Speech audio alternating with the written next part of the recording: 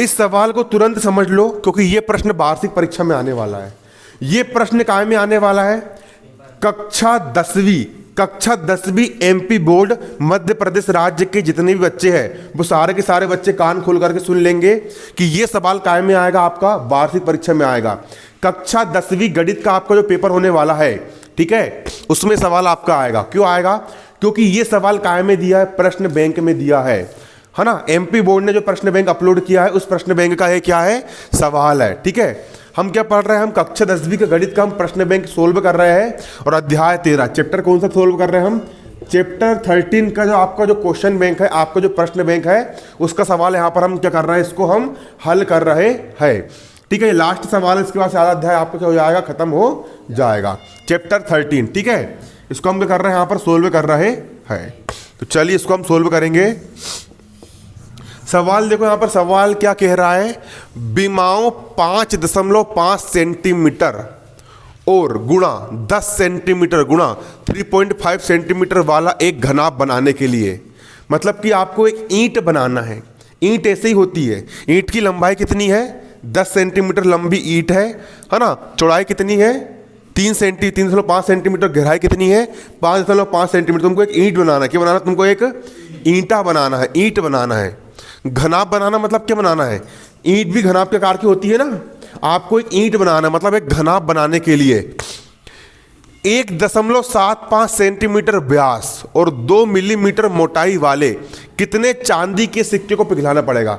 तुमको चांदी की ईंट बनाना है, चांदी की ईंट बनाना है, तो कितने चांदी के सिक्के को पिघलाना पड़ेगा? सवाल कहाँ का है? 13.3 का छठवां सवाल है। 13.3 का कौन सा सवाल है? ये छठवां सवाल है, छठवां। 13.3 का छठवां सवाल है। ठीक है, कितने सिक्के को पिघलाना पड़ेगा?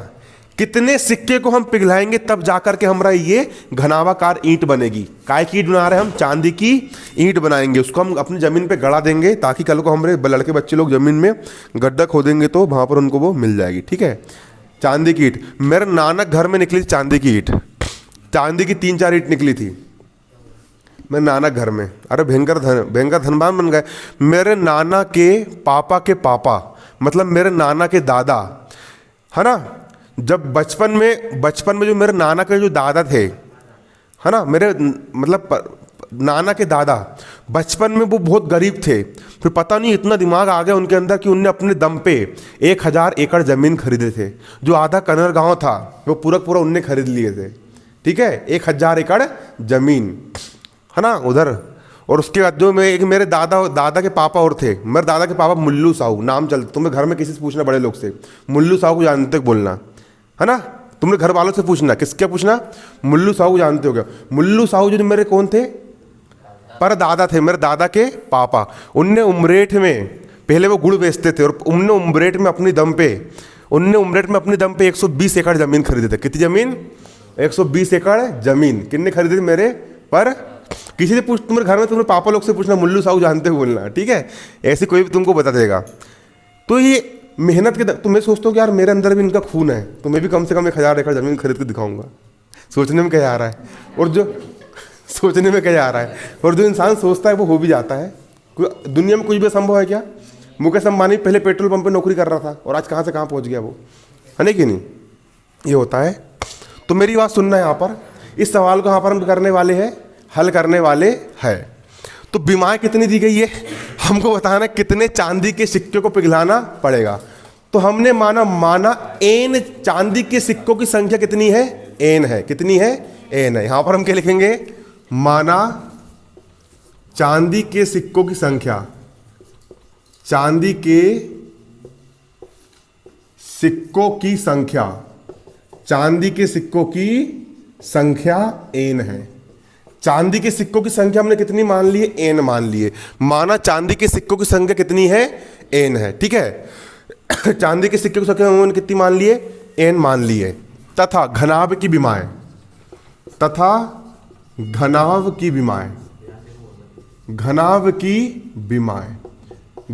की विमाएं कितनी दी गई है? 5.5 सेंटीमीटर। कितनी है? 5.5 सेंटीमीटर गुणा 10 सेंटीमीटर, कितने सेंटीमीटर? 10 सेंटीमीटर गुणा कितनी है? 3.5 सेंटीमीटर, 3.5 सेंटीमीटर। ये घनाभ की क्या है? विमाएँ है। अब हम क्या निकाल लेंगे? घनाभ का आयतन निकाल करके लेके आ जाएंगे। तब घनाभ का आयतन, किसका आयतन? घनाभ का आयतन। घनाभ का आयतन बराबर कितना हो जाएगा? आयतन कैसे निकालते हो? लंबाई गुणित चौड़ाई गुणित ऊंचाई, यही आयतन है इसका। यही क्या है? इसका आयतन है। घनाभ का आयतन कितना है? 5.5 गुणा 10 गुणा 3.5, 1 सेंटीमीटर, 2 सेंटीमीटर, 3 सेंटीमीटर, क्या हो जाएगा? सेंटीमीटर की घात 3, घन सेंटीमीटर है। ये क्या आ गया? आपका घनाभ का आयतन निकल करके आ गया।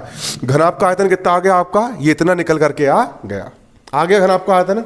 अब हम निकाल लेंगे कितने चांदी के सिक्कों की आवश्यकता होगी। हमने क्या मान लिए? माना n चांदी के सिक्कों की क्या होगी? आवश्यकता होगी। तो यहां पर एक बात बिल्कुल ध्यान से गौर करना, हमने मान लिए चांदी का जो सिक्का होता है वो किसके आकार का होता है? हाँ, जे बताएगी, जे बता, नहीं तू, हाँ तू बता, किसके आकार का होता है चांदी का सिक्का? वृत्त के आकार का होता है चांदी का सिक्का। वृत्त का आयतन निकलता है।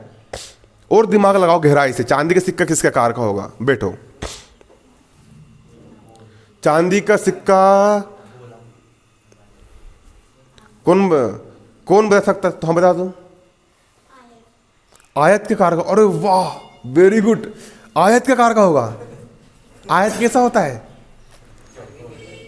चांदी का सिक्का कैसा होता है? बाकी कई बार ऐसा लगता है कि मैं भोंदू लोग को पढ़ा रहा हूँ, इंटेलिजेंट यहाँ पर कोई भी नहीं लगता मेरे को, सब मूर्ख लोग बैठे ऐसे लगता है। और एक हम थे कि सब 10 सवाल में चलता था, हम 20 सवाल में पहुंच जाते थे। सब प्रमोशन लेकर के पास होके आए हो ना तुम लोग रे, इस कारण तुम लोग के अंदर उतना दिमाग नहीं है। जर्नल प्रमोशन मिला है ना 9वीं क्लास में। चांद सिक्का किस आकार का होता है? आयतन कैसे निकलेगा? गोले के आकार का होता है। अरे मूर्ख लोग, बेलन के आकार का होगा ना सिक्का। सिक्का किस आकार का होगा? बेलन के आकार का होगा ना। सिक्का का गोला होता है क्या? फुटबॉल टाइप होता है सिक्का। मूर्ख लोग, ऐसा गोल फुटबॉल टाइप होता है सिक्का। बेलन के आकार का होता है ना। पाइप को छोटा काटते जाओ काटते जाओ काटते जाओ, सिक्का नहीं बन जाएगा। तुम लोग बेलनाकार पाइप लिए धातु का, रच रच काटते का गोल गोल के निकलेंगे, सिक्के निकलेंगे ना। तो किसके आकार का होगा सिक्का? तुम लोग रहोगे बिल्कुल मूर्ख रे, हट। सिक्का ऐसी होगा ना, सिक्का ऐसा होता कि नहीं? ये आपका सिक्का ऐसे ही होगा, है ना कि नहीं? ये हो गई सिक्के की मोटाई, और ऊपर से भी एक गोला रहता है सिक्का, और नीचे से भी क्या रहता है? गोल रहता है। सिक्का किस आकार का होता है? बेलन के आकार का होता है ना। और सिक्के का व्यास कितना दिया है? 1.75 सेंटीमीटर दिया है। कितना दिया है? यहां से लेकर के यहां तक का जो व्यास है वो कितना दिया है? 1.75 सेंटीमीटर। ये क्या दिया है? इसका व्यास दिया है। ये पूरा सिक्का पूरा बेलन होता है। बस होता क्या है कि इसकी जो मोटाई होती है बहुत कम होती है, ठीक है। इसकी मोटाई को अपन बढ़ा देंगे तो बेलन नहीं बनेगा क्या? उसकी मोटाई बहुत कम होती है। कितनी होती है उसकी मोटाई? 2 mm होती है। कितनी होती है उसकी मोटाई? यहां से लेकर के यहां तक की जो मोटाई है h बराबर कितनी होती है? 2 mm, ठीक है। ये इसकी मोटाई है। बेलन होता है सिक्का पूरा पूरा, बस थोड़ी सी मोटाई क्या होती है? कम होती है। गोला होता है, गोल होता है सिक्का था, गोला टाइप। अरे तो व्रत होगा तो 2 व्रत लगेंगे ना, एक व्रत ऊपर एक व्रत नीचे। व्रत का क्या निकलता है? व्रत का क्षेत्रफल निकाल सकते हो, आयतन नहीं निकाल सकते हो। लेकिन इसका क्या निकलता है? आयतन निकालना पड़ेगा। हमको क्या निकालना पड़ेगा? आयतन निकालना पड़ेगा। ये त्रिविमीय आकृति है, ठीक है। दिखता गोल है वो, लेकिन होता है क्या? वो बेलन होता है, ठीक है। मोटाई वाले कितने सिक्कों की आवश्यकता होगी? 1 मिलीमीटर में, मुझे ये बताओ, 1 मिलीमीटर में कितने सेंटीमीटर होते हैं? हाँ, 1 मिलीमीटर में कितने सेंटीमीटर होते हैं? अरे मूर्खों, नलायकों, सो बोल रहा बेवकूफ़ लोगों। स्केल में सेंटीमीटर देखे हो? उसके बीच में कितनी डंडी होती है? 1 सेंटीमीटर के बीच में 5 होती है। तुम रहोगे बेल, 10 डंडी होती है ना, ठीक है। कितनी डंडी होती है? 10। सही में ऐसा लग रहा है पूरे बेल लोग को पढ़ा रहा हूँ मैं। कितनी डंडी होती है? 10 डंडी होती है। कितनी होती है? 10। तो 1 सेंटीमीटर में कितने मिलीमीटर होते हैं? 10 मिलीमीटर होते हैं, ठीक है। कितने मिलीमीटर होते हैं? 10 मिलीमीटर। यहां पर हम लिखेंगे तथा बेलनाकार, यहां पर हम क्या लिखेंगे, बेलनाकार, बेलनाकार चांदी के सिक्के, बेलनाकार चांदी के सिक्के की, बेलनाकार चांदी के सिक्के की मोटाई, बेलनाकार चांदी के सिक्के की मोटाई H बराबर कितनी दी है, 2 mm दी है। कितनी mm दी है, 2 mm। चांदी के सिक्के की मोटाई कितनी है, 2 mm है। चलो ऊंचाई H का हो गया, H बराबर 2 का हो गया 2।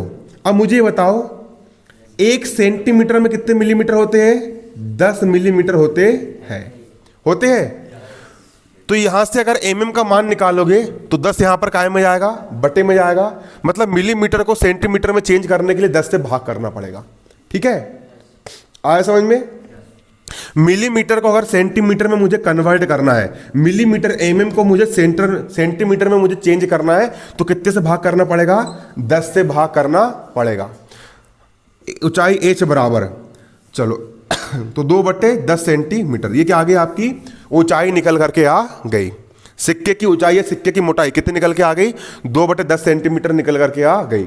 इसके बाद बेलनाकार सिक्के का व्यास कितना दिया है, 1.75 सेंटीमीटर इसका व्यास दिया गया है। तो यहां पर क्या लिखोगे, बेलनाकार सिक्के, बेलनाकार सिक्के, बेलनाकार सिक्के का क्या दिया है, व्यास। बेलनाकार सिक्के का व्यास D बराबर कितना दिया है, कितना दिया है व्यास, 1.75 सेंटीमीटर, 1.75 सेंटीमीटर। लेकिन व्यास से काम चलेगा क्या, नहीं, काम कहाँ से चलेगा, त्रिज्या से चलेगा। और त्रिज्या कैसे निकालोगे, 2 से भाग करना पड़ेगा। ठीक है, तो हम निकाल लेंगे तब सिक्के की त्रिज्या, सिक्के की त्रिज्या, सिक्के की त्रिज्या R बराबर व्यास का आधा कर देंगे तो क्या निकल जाएगी सिक्के की त्रिज्या। व्यास कितना है, 1.75 सेंटीमीटर, इसका कर दिया हमने आधा। आधा का मतलब क्या होता है, 2 से भाग, 2 से भाग कर दियो, सेंटीमीटर का हो गया सेंटीमीटर। तो ये क्या निकल के आ गई आपकी बेलनाकार सिक्के की त्रिज्या निकल करके आ गई। क्या निकल करके आ गई, बेलनाकार सिक्के की क्या निकल के आ गई, त्रिज्या निकल कर बेलनाकार सिक्के क्या निकल के आ गई, त्रिज्या निकल करके आ गई। इतना समझ में आया या नहीं आया, पहले मुझे ये बताओ। आ गया समझ में, सबको आ गया। अब देखो, पूरी एक घनाभाकार ईंट बनाने के लिए, ठीक है ना, मैंने इतने इतने सिक्के लिया, बहुत सारे मैंने क्या लिया, एक झोला भर के मैंने सिक्के लेकर के आया। ठीक है, लाया चांदी का सिक्का, तो उसको मैंने पिघलाया तो वो पानी टाइप पिघलने लग गए, और सांचे वाली ईंट में लाके मैंने उसको ढाल दिया और सूखने के लिए छोड़ दिया। ठंडा हुआ तो वो क्या बन गई, तुम्हारी ईंट बन गई। बाजू में यहाँ पर लोहार रहते, वो लोग ऐसे करते हैं, अच्छा पिघलाते हैं और उसको फिर ढाल लेते हैं। ठीक है ना। तो उसके लिए जितना घनाभाकार ईंट का आयतन होगा उतना ही आयतन किसका होगा, सिक्कों का आयतन होगा। होगा नहीं होगा, होगा नहीं होगा, होगा। अरे उतने ही सिक्कों से क्या बनी है, ईंट बनी है ना। तो जितना सिक्कों का आयतन होगा उतना ही आयतन किसका होगा, ईंट का होगा। घनाभाकार ईंट का आयतन उतना ही होगा। तो घनाभाकार ईंट का आयतन और सिक्कों का आयतन, दोनों का आयतन कैसा रहेगा, बराबर रहेगा। रहेगा बराबर। आया कि नहीं आया समझ में, आया। ठीक है, तो घनाभाकार ईंट का आयतन और सिक्कों का आयतन, दोनों का आयतन कैसा रहेगा, बराबर बराबर रहेगा। रहेगा ना। तो यहां पर देखिए घनाभ का आयतन, घनाभ का आयतन किसके बराबर होगा, सिक्के के आयतन। लेकिन सिक्के की संख्या कितनी है, n सिक्के के, कितनी संख्या है, n। तो यहां पर जो आएगा n गुणित सिक्का का आयतन, चांदी के एक सिक्का का आयतन है ना, n गुणा चांदी के एक सिक्का का आयतन। चांदी का एक सिक्के का आयतन, और चांदी के कुल कितने सिक्के हैं, n सिक्के हैं। तो उतने सारे सिक्के का मैं आयतन निकालूंगा, उसी को पिघला करके मैं क्या बनाऊंगा, एक घनाभाकार में ईंट बनाऊंगा। बनाऊंगा ना, उतने में चांदी के इन सिक्के को पिघलाऊंगा और उसको, इसी की मैंने क्या बनाया, ईंट बनाया। तो चांदी के सिक्कों का जो आयतन रहेगा वो किसके आयतन के बराबर रहेगा, उस एक घनाभाकार ईंट के आयतन के क्या होगा, वो बराबर रहेगा। किसका आयतन, चांदी के सिक्कों का आयतन घनाभाकार ईंट के आयतन के क्या रहेगा, बराबर रहेगा। इतना समझ में आया या नहीं आया, पहले मेरे को बताओ। पहले सबको आ गया समझ में? चलो, अब घनाभ का आयतन किसके बराबर होगा, n गुणा चांदी के सिक्कों के आयतन के क्या होगा, बराबर होगा। इसको एक बार फिर से समझो। देखो, चांदी के सिक्कों की संख्या, देखो सवाल बोल रहा है इतनी विमाओं वाला एक घनाभ बनाने के लिए हमें इतनी मोटाई वाले कितने चांदी के सिक्के की जरूरत पड़ेगी। तो मैंने बोल दिया भैया n चांदी के सिक्कों की क्या पड़ेगी, आवश्यकता पड़ेगी। कितने चांदी के सिक्कों की आवश्यकता पड़ेगी, n चांदी के सिक्कों की पड़ेगी, आवश्यकता पड़ेगी। घनाभ की विमाएं कितनी दी गई है, घनाभ की विमाएं कितनी दी गई है, इतनी इतनी इतनी दी गई है। मैंने यहां पर ये लिख दिया। अब मैं क्या निकाल लूंगा, घनाभ का आयतन निकाल लूंगा। घनाभ का आयतन क्या होगा, लंबाई गुणा चौड़ाई गुणा ऊंचाई। ये क्या होगा, घनाभ का आयतन हो गया। हो गया घनाभ का आयतन। चांदी का सिक्का कैसा होता है, बेलन के आकार का होता है। घनाभ का भी चित्र बना लेना। इस प्रकार से आपको घनाभ का क्या बनता है, चित्र बनता है। इस प्रकार की आपकी यहां पर एक क्या बनेगी, ईंट बनेगी। ठीक है, बना लेना। ठीक है, तो देखो बेलनाकार चांदी के सिक्के की मोटाई कितनी दी है, बेलनाकार चांदी के सिक्के की मोटाई दी है 2 mm दी है। जब कभी भी mm यानी मिलीमीटर को सेंटीमीटर में चेंज करते हैं, मिलीमीटर को काय में चेंज करते हैं, सेंटीमीटर में चेंज करते हैं। कितने से भाग करते हैं, 10 से भाग करते हैं। क्योंकि 1 सेंटीमीटर में कितने मिलीमीटर होते हैं, 1 सेंटीमीटर में 10 मिलीमीटर होते हैं। तो मिलीमीटर को सेंटीमीटर में चेंज करने के लिए कितने से भाग किया जाता है, 10 से भाग किया जाता है। अब इसके बाद बेलनाकार सिक्के का व्यास कितना दिया है, ये इतना दिया है। व्यास का मैंने आधा कर दिया, मतलब 2 से मैंने भाग कर दिया। तो क्या निकल जाएगी, बेलनाकार सिक्के की त्रिज्या निकल करके आ जाएगी। ठीक है, घनाभ का आयतन बराबर क्या क्या होता है, घनाभ का आयतन कैसे निकालोगे आप, चांदी के एक सिक्के का आयतन निकाल लिया आपने, उसमें अगर आप n का मल्टीप्लाई कर दोगे, इतनी चीज को अपने पिघला करके बनाया ना, ये स्टेप समझ में आना चाहिए कि इतने सारे n चांदी के सिक्कों की संख्या का जो आयतन है उसी को पिघला के अपन ने ईंट बनाए हैं, उसका आयतन किसके बराबर होगा, ईंट के आयतन के बराबर होगा। जब मैं ताली जाता हूं तुम लोग कुछ और मत समझ लेना कई लोग बजाते ताली क्यों। ठीक है, देखो यहां पर है ना, मतलब मेरा कहने का मतलब ये है कि चांदी के जो सिक्के है उसको पिघला के अपन ने क्या बनाए हैं, ईंट बनाए हैं, बनाए ईंट। चलो, मस्ती मजाक भी होना चाहिए थोड़ा बहुत, तब मजा आती है। हो गया ये, ठीक है, मिटा दूं इसको मैं। चलो, अब घनाभ का आयतन लिख लेना पूरा। अब जो जो पूछूंगा इसको लिख लेना, अब जो जो पूछूंगा वो बताते जाना है ना। चलो, घनाभ का आयतन कितना दिया बताओ, कितना दिया घनाभ का आयतन, जल्दी बोलो। 5.5 गुणा 10 गुणा 3.5 बराबर, बराबर का बराबर n का हो गया n। बेलन का आयतन का सूत्र क्या होता है, पक्का ये होता है, कंफर्म। बेलन के आयतन का सूत्र क्या होता है, पाई आर स्क्वायर एच होता है। क्या होता है, पाई आर स्क्वायर एच होता है। ठीक है, पाई आर स्क्वायर एच किसके आयतन का सूत्र होता है, बेलन के आयतन का क्या होता है सूत्र, पाई आर स्क्वायर एच, ये होता है बेलन के आयतन का सूत्र। इसको लिख देंगे 55 बटे में एक संख्या का दशमलव का एक संख्या का 1 0 गुणा 10 का हो गया 10 गुणा, इसको लिख देंगे हम 35 दशमलव का 1 और एक संख्या के पहले दशमलव है तो कितने जीरो लग जाएंगे, यहां पर 1 0 लग जाएंगे, बराबर का बराबर। मैं तो बोल रहा हूं प्रश्न बैंक में जितने भी सवाल दिए हैं, किताब को छोड़ो, प्रश्न बैंक की हर एक सवाल को रट लो, एक सवाल को 10-10 बार करके देख लो, एक सवाल को 5-5 बार करके देख लो, अच्छे से समझ लो प्रश्न बैंक के सवाल। और प्रश्न बैंक के आपके जो सवाल है, ठीक है, उसको एमपी लाइन से निकला के लेके जाओ, 200 रुपये लगने वाला है। लेकिन 10वीं क्लास है, बोर्ड क्लास है, परीक्षा का रिजल्ट मायने रखेगा। ठीक है, 9वीं क्लास की लड़की लोग ने निकला के लेके आ गई है ना, बिमर्स, उनको बोलना भैया बिमर्स पोर्टल पे जाना और एग्जाम वाले सेक्शन पे जाना और 2021-22 के जो प्रश्न बैंक है उसको निकाल के हमको दे देना। जिस किसी भी बच्चे ने प्रश्न बैंक के हर एक सवाल को 5-5 बार कर लिया, ठीक है, प्रश्न बैंक में ज्यादा सवाल नहीं है, एक पार्ट के 20 सवाल, हर एक पार्ट में मान चलो 20-20 सवाल भी है, 15 पार्ट, 15 × 20 कर दो, 300 सवाल, मात्र 300 सवाल है ना। पूरी गणित की बुक में 3000 सवाल है, 3000 सवाल में से उसने 300 सवाल निकाल के दिया आईएमपी वाले। एक एक सवाल को 5-5 बार करके देख लो। जिस किसी भी बच्चे ने प्रश्न बैंक के हर एक सवाल को, ये प्रश्न बैंक के सवाल है, हर एक सवाल को 5-5 बार करके देख लिया, उसको गणित और पूरे खालिस्तान रट लिया, पूरे सही विकल्प सही जोड़ी रट लिया काय की प्रश्न बैंक की, उसको गणित में 80 में से 80 नंबर लाने से किसी का बाप नहीं रोक सकता। मैं स्टाम्प पे लिख कर दे दूंगा। बस शर्त क्या है कि एक सवाल कितने बार करना है? 5 बार। एक बार करोगे तो उतना नहीं बनेगा, लेकिन जब तुम एक सवाल को 5 बार घोट लोगे ना, तो फिर तुम गणित के ऐसे मास्टर बन जाओगे। गणित में डिस्टेंस, तुम्हारी मार्कशीट आएगी ना, तो मार्कशीट में देखोगे साला कि 9वीं क्लास में गणित में हमको 40 नंबर थे और 10वीं क्लास में गणित में यहाँ पर हमको 80 में से 80 नंबर आया करके। तुम खुद हैरान रह जाओगे। आराम से आएंगे 80 में से 80 नंबर। लेकिन शर्त क्या है? सामाजिक विज्ञान में लेके आना 80 में 80 नंबर। जितने भी क्वेश्चन दिए रट लो।